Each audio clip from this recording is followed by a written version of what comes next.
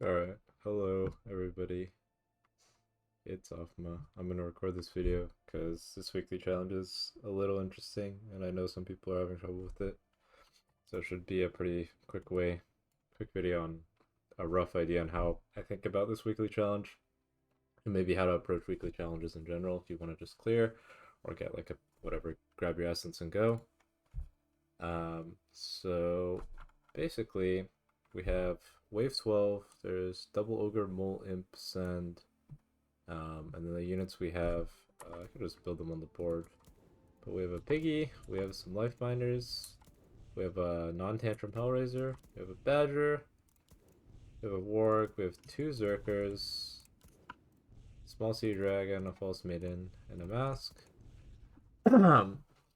So, I mean, with these units, basically, we're getting two ogres sent, so usually in a weekly challenge, the best way of clearing is probably to kill the ogres quickly. And we have two Zerkers, which should be pretty good at killing them.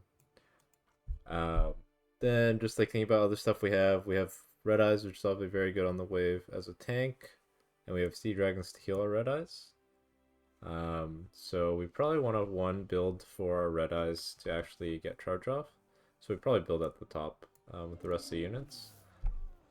Secondly, we need to probably have a higher upper split. We want more of the wave to be on our Red Eyes because it's basically the majority of our tank value this wave. So like the first thing I started out with basically was something that looks like, so I need to get the mask. So basically there should be, then I used the melee unit here so that be a high upper split, but I still get a lot of board charge damage off, and I can split tank with my life binder because it's like 2k HP of natural. Obviously it's more efficient if you can get all the heals off, but that's not likely to happen since we have just one piggy. Next thing to realize is if we have, the reason we want a big upper split, one is for our red eyes to charge more of the wave and tank more of the wave, but also because the way Hellraiser works, we want it to try and focus down one side of the wave. So, I built it here in the real solution, but I can build it here. My first tries were definitely the Hellraiser on the wall because I wanted to do max damage. I basically put all the DPS on the same side initially because I wasn't thinking too hard about getting perfect placement. I had this Badger to try and split tank a little bit, and then the important thing to do first is to just run the weekly challenge a couple times, just to see like, okay, I'm gonna use all my value, see what it looks like, how does the hold, what does the aggro look like. And the first thing I notice is like, okay, so like I can notice one thing, which is like I have an ogre on the left, which means and less of the wave here, so it's very likely that the correct thing to do in this weekly challenge is to kill this ogre as quickly, kill the left side of the wave while my piggy is still alive, and then kill the ogre off. So then hopefully all I have left to deal with is a lot. I killed off one of the ogres. I hopefully can keep up most of my ranged and hopefully both my Zerkers, and then that should be enough to kill the rest of the wave. That's like already what I'm seeing. You can see my Sea Dragon split tanking pretty good. It's not even gonna die. Just exactly what we want. If we can heal this Zerker off, we should be able to kill this Ogre. And we're gonna see that the split comes in and kind of just kills off everything. My Sea Dragons die, my Master lasts alive. Um, so basically, you can run this a couple times and see if like RNG changes or not, but I'll just tell you that I felt like the problem was they just came and killed my split too fast. I needed like some more delay here. And I also wanted not my life binder to die because it's going to get more value out of its HP if it heals rather than if it just tanks. So I move my max here so that they'll tank before this guy. Then I also took me a few tries to notice this, but putting this guy in the split ends up being pretty good because just using up that HP pool like we talked about is pretty good, and we just need to buy a little more time for our left side to fully finish and then get ready to fight the right. So you can run it again. One thing to note is that your life miner might die now a little quicker because there's less units on the left to hit with for it. So you can see that I never managed to kill the imp, so my life miner actually dies on this run, which is not very good. But we'll see how it goes. And then now we can see that the wave does come onto our mass, which are actually pretty good at tanking the ogres and stuff. So you can see this is a pretty close to hold. If my Sea Dragon doesn't die up here, then I'm probably holding. So we'll just run it again. There's a lot of RNG in the weekly challenge.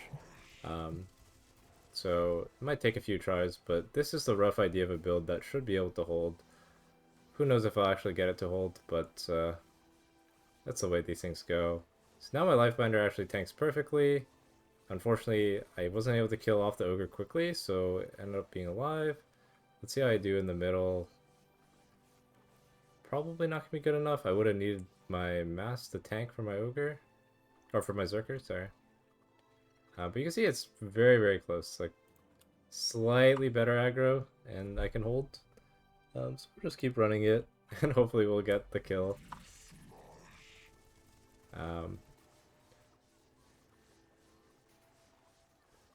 Yeah, it's important to like try and watch if they can watch the fights to see like is something not happening the way you think it's gonna happen, and see if like you can adjust your positioning based on the reality of how the fight is shaping up. Here again, some reason the split wasn't low enough, so they didn't get dragged onto my mask. So maybe I can actually lower the Sea Dragon a little bit. Might not make a difference since its range is kind of low. It might have to walk up anyways, and I'm just wasting time actually. But we'll see. We'll try and adjust it to based on what I think.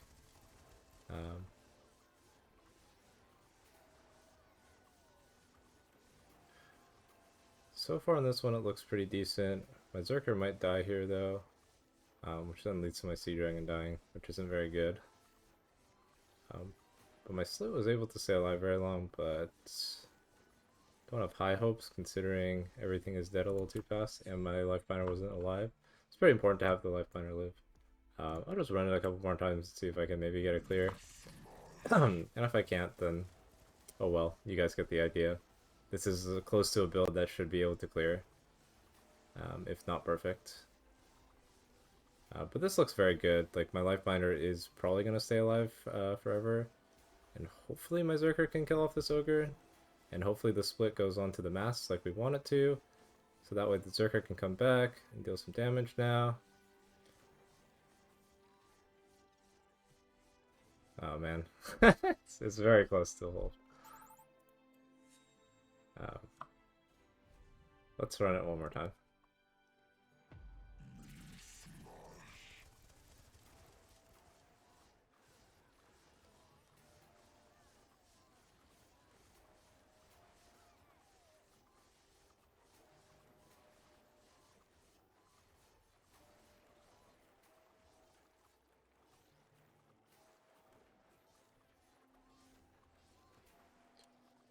Honestly, it kind of feels like I just don't have enough damage on the left side, so I'm gonna try putting this life binder over here again, and I don't know, hopefully it buys enough time. Maybe in the middle so that it still split tanks, but hopefully still focuses left with its attacks. We'll see how it goes. I'm obviously losing some damage on the right, so my red eyes might die a bit faster than I want, but hopefully I can make up for that by killing this ogre faster than I want as well. This looks maybe better? No, my split didn't get here in time. I don't think I killed the ogre. Seems like it's a tough pickle to negotiate. Maybe I can swap which one I use.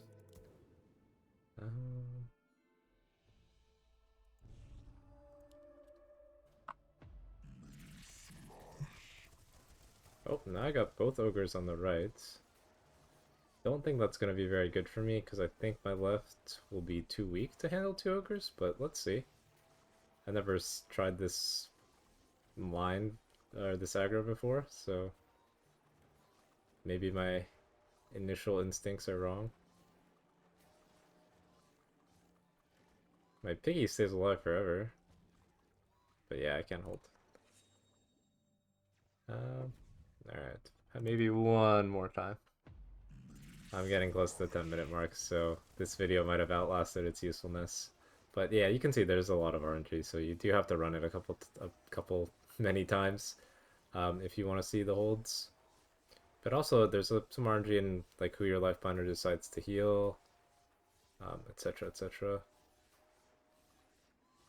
And like it looks like my left life binder could even tank a bit more than it is right now, so maybe that's something to also consider. Uh, but I'm just gonna stop here. You can like see that I cleared with this build. And it's the same principle that I showed Slickens for him to get his high score. So hopefully that teaches you something and helps you with your weekly challenges.